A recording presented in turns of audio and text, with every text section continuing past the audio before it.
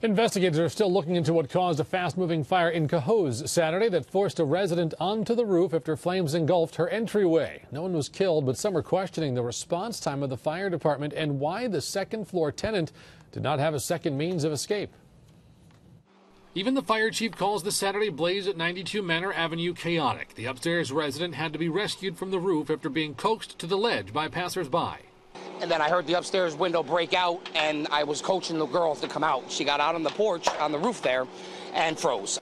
The scene was a little chaotic when they first got there. Chief Joe Fahd says the rescue was a success, and resident Angela Murphy is at the Westchester Burn Unit. He says complaints that firefighters were slow to respond to the blaze are unjustified. We got the call, I think it was 1:23.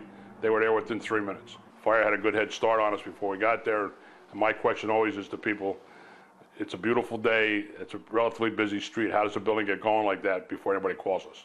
Next-door neighbors Sean and Don Van Vremer admit when they first noticed the fire and called 911, it was pretty far along. We were at the kitchen table, and then I ran out in the back here, and I checked out the flames. It was pretty intense. However, they, like others, questioned why there was only one exit for Murphy. The back entrance where the fire started was her only way in or out. She had to come out through the window because the back exit was totally burned away by that point. Cohoes Code Enforcement claims 92 Manor was compliant with state regs. A second-floor tenant only needs to have one means of egress. A second is not required unless there's a third-floor tenant.